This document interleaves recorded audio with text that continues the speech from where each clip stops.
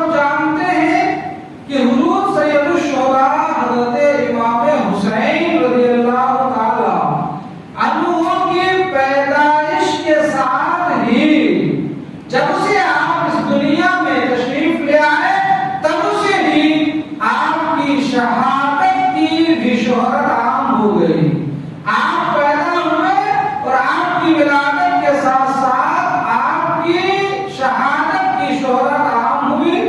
حضرت شیر خدا حضرت علی مرتضیٰ حضرت سیدہ فاطمہ الزہرا اور دیگر صحابہ کرام و اہل بیت اطہار کے جانشین رضی اللہ تعالی عنہم سبھی لوگ آپ کے زمانے شیر کاری ہی سے یعنی جب آپ کے دودھ پینے کی عمر تھی تب ہی سے جان گئے تھے کہ اس فرزند ارجمند رسول اللہ کے اس نواسہ کو فاطمہ کے اس نور نظر کو ظلم و ستم کے ہاتھوں کربلا کی زمین پر شہید کیا جائے گا اور ان کا خون نہایت ہی بے دردی کے ساتھ زمین تخت میں بہایا جائے گا اور جو ہے وہاں پر ان کے اوپر ظلم و ستم ہوں گے شہید کیا جائے گا. جیسا کہ اس پر شاہد خود حدیث موجود ہے اور حضور کے فرمان عالی شان موجود ہے. ایک حدیث پاک سنیں کہ حضرت ام الفضل بنت حارث یہ حضرت عباس رضی اللہ تعالی عنہما کی بیوی ہے اور حضور علیہ السلام کی چچی ہیں. آپ فرماتی ہیں کہ میں ایک دفعہ حضور صلی اللہ تعالی علیہ وسلم کی خدمت مبارکہ میں حاضر ہو کر حضرت امام حسین رضی اللہ تعالی عنہ کو آپ کی گود میں دیا. جب حضور کی گود میں دیا تو پھر میں کیا دیکھتی ہوں کہ حضور صلی اللہ تعالی علیہ وسلم کی مبارک آنکھوں سے چشمانے مبارک سے آنسو بہ رہے ہیں. جب میں نے یہ نظارہ دیکھا تو میں نے عرض کیا یا رسول اللہ ہمارے ماں باپ آپ پر قربان ہمارے ماں باپ آپ پر قربان یہ کیا حال ہے کہ آپ حضرت امام حسین کو اپنی گود میں لے کر گریہ فرما رہے ہیں رو رہے ہیں اور آپ کی آنکھیں آنسو بہا رہی ہیں. تو حضور علیہ السلام نے فرمایا میرے پاس ابھی جبریل علیہ السلام آئے اور انہوں نے مجھے یہ خبر پہنچائی ہمیں یہ خبر دیا کہ انا امتی ستقتل ابنی ھذا میری امت میرے اس فرزند کو شہید کرے گی. اللہ اکبر. ابھی جبریل نے یہ بات بتائی ہے کہ میری ہی امت کے لوگ میرے اس نواسے کو ظلم و ستم کے ساتھ شہید کرے گی. حضور نے فرمایا پھر جبریل میرے پاس اس کی شہادت گاہ کی سرخ مٹی بھی لا کر مجھے دکھایا. شہادت گاہ یعنی جہاں انہیں ذبح کیا جائے گا ظلم و ستم کیا جائے گا جہاں انہیں ان کے خون بہائے جائیں گے جہاں جس زمین پر ان کی لاش ہے مبارکہ پر ظلم کے گھوڑے دوڑائے جائیں گے جہاں علی اکبر تڑپے گا جہاں علی اصغر کے گلا چھیدے جائیں گے جہاں عباس علم بردار کے بازو کاٹے جائیں گے جہاں وہ تڑپے گا جہاں عبداللہ کی لاشوں کو امام حسین نے اپنی باہوں میں تھامنی ہے وہاں کی زمین کی مٹی اور اس جگہ کی لال مٹی سرخ مٹی لا کر مجھے دکھایا بھی. اللہ اکبر. اس کے آگے اور روایتوں میں آتا ہے یہ آتا ہے کہ حضرت ابن سعد اور حضرت طبرانی نے حضرت عائشہ صدیقہ رضی اللہ تعالی عنہا سے روایت کرتے ہیں انہوں نے کہا حضور اقدس صلی اللہ علیہ وسلم نے فرمایا کہ جبرائیل نے مجھے خبر دی انا ابن الحسین یقتل بعد بعرض الطف، یہ میرا بیٹا حسین میرے بعد عرض طف میں قتل کر دیا جائے گا۔ اور جبرائیل میرے پاس وہاں کی مٹی بھی لے کر آئے۔ تو اس روایت سے یہ بات مکمل واضح ہو جاتی ہے کہ حضور علیہ السلام کو جبرائیل نے حضرت امام حسین کی شہادت کی خبر اسی وقت دے دی جبکہ ابھی حضرت امام حسین شیر خارجی کے عمر کو طے فرما رہے ہیں۔ اور دوسری روایت میں حضرت انس بن مالک رضی اللہ تعالی عنہ اس حدیث کے راوی اور آپ فرماتے ہیں کہ بارش کا فرشتہ یعنی حضرت میکائیل علیہ السلام و تسلیم ان کے ذمے اللہ نے بارش برسانا، ہوا چلانا اور یہ بادلوں کو چلانا اور ان کی سستی پر ان کو مارنا اور جو ہے انہیں چلانا، یہ ساری ذمہ داری حضرت میکائیل علیہ السلام کی ہے۔ قرآن اور حدیث کی روشنی میں یہ بات معلوم ہوتی ہے، یہ بارش کے موسم میں یہ جو بجلیاں کڑکتی ہے، آوازیں آتی ہے اور وہ چمک روشنی ہوتی ہے، یہ سب سائنس کے نظر میں ایک الگ معاملہ ہے، لیکن قرآن کہتا ہے کہ حضرت میکائیل علیہ السلام کو اللہ نے یہ ذمہ داری دے دی ہے کہ کہاں بارش برسانا ہے اور کہاں نہیں برسانا ہے۔ تو جس علاقے میں بارش برسانا ہے بادلوں کو ہٹال کر ہاتھ کر وہاں لے جانا ہے۔ حضرت میکائیل کے ہاتھ میں اللہ کی طرف سے دیا ہوا ایک درہ ہے، درہ کا معنی کوڑا، ایک کوڑا ہے اور وہ بادلوں کو ہٹالتے ہیں جیسے چرواہا اپنے جانوروں کو ہٹالتے ہیں۔ اب اگر یہ بادل چلنے میں سستی کرے تو حضرت میکائیل اس درے سے ان بادلوں کو مارتے ہیں۔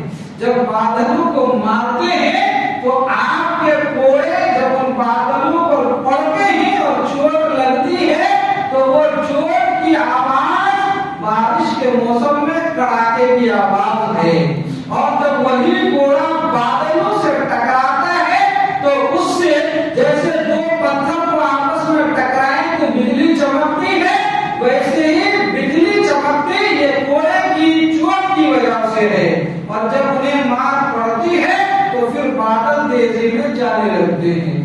اندرز یہ ایک پہلے بارے میں اس کا خوب ذکر قرآن پاک میں اللہ تبارک و تعالیٰ نے اچھے انداز میں بیان فرما دیا ہے، یہ ایک الگ موضوع ہے۔ بہرحال فرماتے ہیں حضرت میکائیل علیہ السلام خدمت میں حاضری دینے کے لیے، ان کی خدمت میں حضور کی بارگاہ میں آنے کے لیے اللہ سے اجازت چاہیے۔ اللہ نے اجازت دے دی تو حضرت میکائیل حضور کی بارگاہ میں آئے، اور جب حضور کی بارگاہ میں آئے تو دیکھا کہ حضرت حسین رضی اللہ تعالی عنہ حضور کی گود میں بیٹھے اور آپ ان کو چوم رہے ہیں، پیار کرنے لگے اور ان پر جو ہے محبتیں نچھاور کرنے لگے۔ انہوں نے کہا، جس نے حضرت میکائیل نے حضور سے کہا، کیا کہا؟ اِنَّا أُمَّتَكَ سَتَقْتُلُوهُ، آپ کی امت ہی حسین کو قتل کر دیں گی۔ اگر آپ چاہتے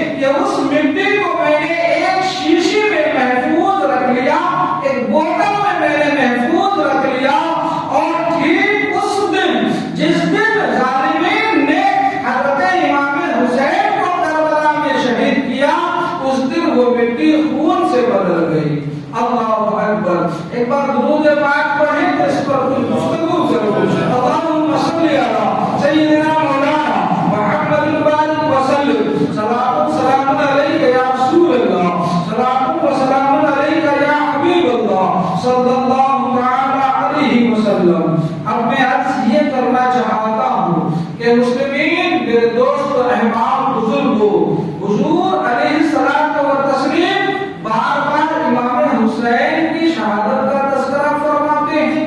حضرت امام حسین کے بابا علی کو بھی اس کی خبر ہے، حضرت فاطمہ الزہرا کو بھی اس کی خبر ہے، بلکہ ایک روایت تو یہ ہے کہ حضرت علی مرتضیٰ ایک مرتبہ کربلا کی زمین سے گزر رہے تھے اور لوگوں سے پوچھا یہ کون سی جگہ اور کون سا مقام ہے.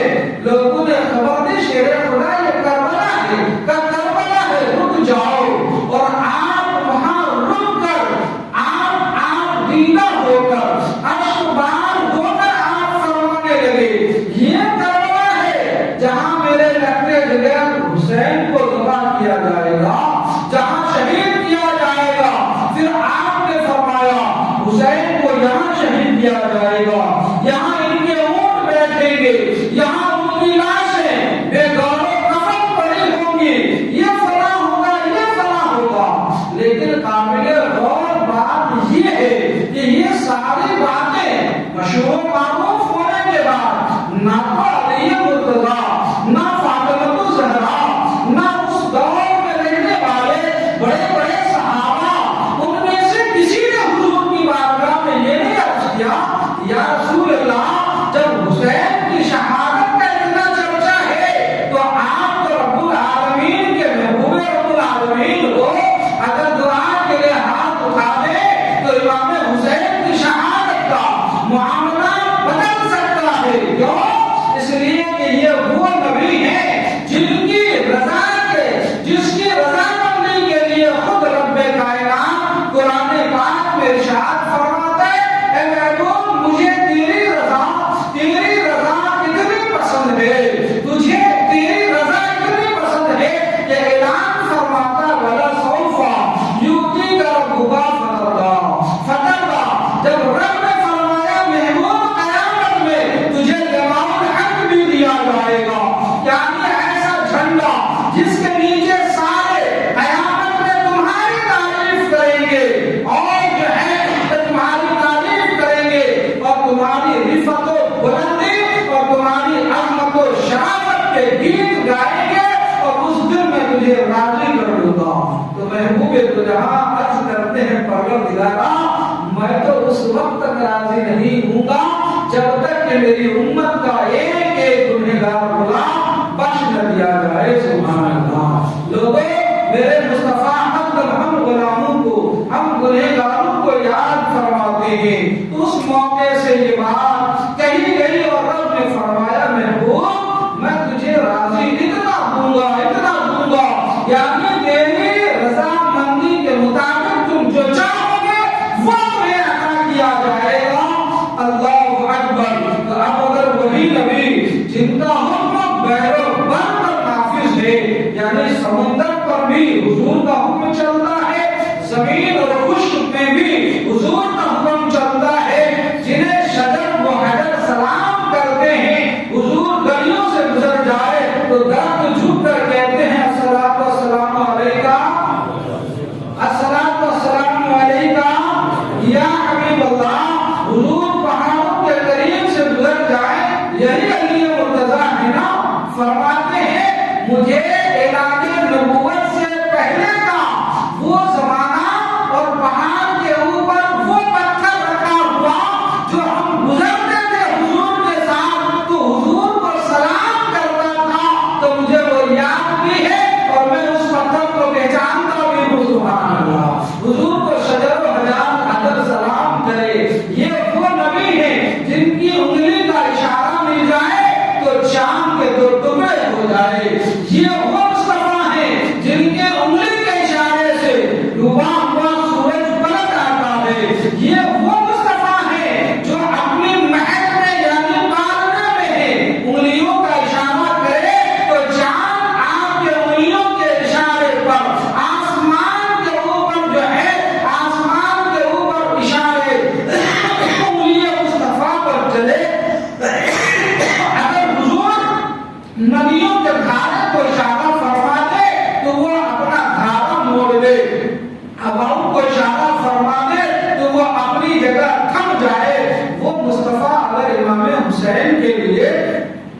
کے حق کے لیے دعا فرما دیتے تو آپ کی شہادت کر سکتے، لیکن آپ نے دعا نہیں فرمایا، آپ نے دعا نہیں کی اور کسی نے دعا کی درخواست بھی نہیں کی۔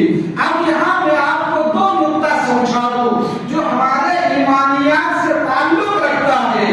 جو لوگ بدعقیدے ہیں اور جن کا باطن خراب ہو چکا ہے اور جن کا ایمان درست نہیں ہوتا اور جو کہتے ہیں رب العالمین کہ جن کا نام محمد یا احمد ہے وہ کسی چیز کے مالک و مختار نہیں ہے، اور اس طریقے کی باتیں کرتے ہیں کہ جنہوں نے اپنے نواسے کو جو اپنے نواسے کو نہ بچا سکے وہ اور کسی کو کیسے بچائیں گے۔ روایت میں کیا آتا ہے کہ حضور تذکرہ تو فرما رہے ہیں، لیکن کوئی ایسی روایت حدیثوں کی کتابوں میں، تاریخ کی کتابوں میں یا سیرت کی کتابوں میں ایک بھی روایت نہیں ملتی ہے کہ حضور امام حسین کی شہادت کا معاملہ کرنے کے لیے دعا کیا ہو۔ معاملہ اور بات مکمل کھل گئی کہ حضور نے امام حسین کو شہادت سے بچانا ہی نہیں چاہا۔ ہاں، اگر بچانے کی دعا کر کے بچانا چاہتے اور بچا نہ پائے تو اعتراض درست تھا۔ آپ نے بچانا ہی نہیں چاہا تو پھر یہ اعتراض کرنا درست بالکل نہیں ہے۔ اور دوسری بات یہ ہے کہ آخر ذہن میں یہ بات تو آتی ہے نا، حضور نے پھر دعا کیا کیوں نہیں؟ حضور نے دعا فرمائی کیوں نہیں؟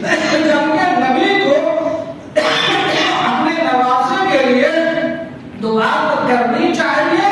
ہمارے علماء بڑے نکتے کی اور پتے کی بات لکھتے ہیں، فرماتے ہیں مصطفیٰ نے دعا اس لیے نہیں فرمایا، اس لیے نہیں فرمایا کہ چونکہ اب نبی کے بعد کوئی نبی آنا نہیں تھا۔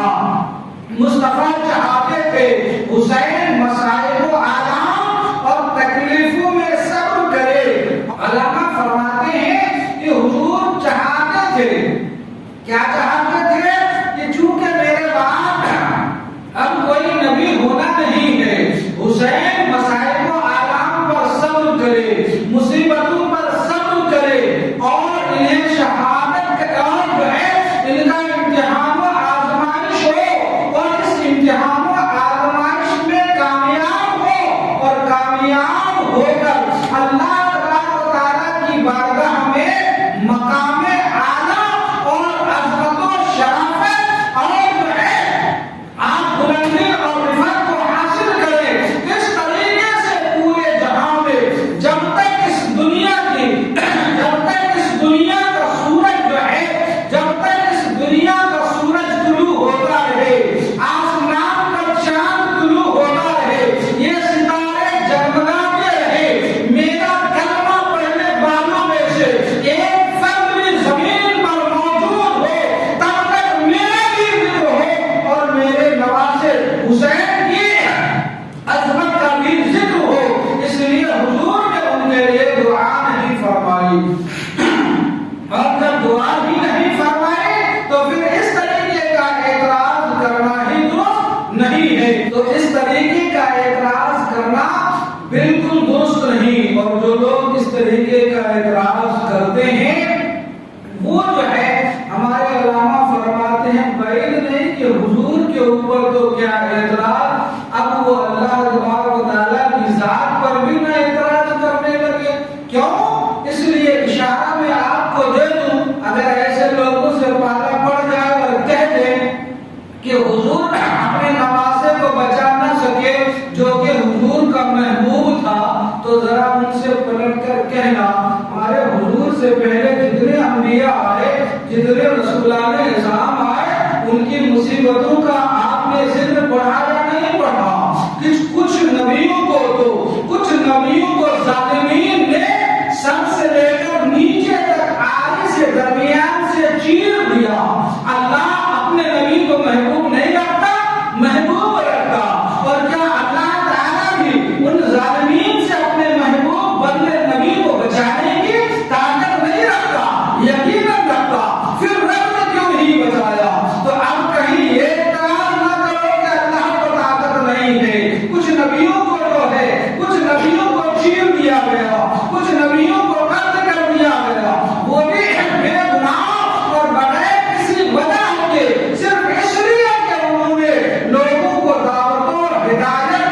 اشاعت کی تبلیغ فرمایا. لہذا اس طریقے کے اعتراض کرنے والوں کے ذہن و دماغ میں جو اعتراض آتے ہیں یہ صرف ان کی ایمان کی کمی اور ذہنی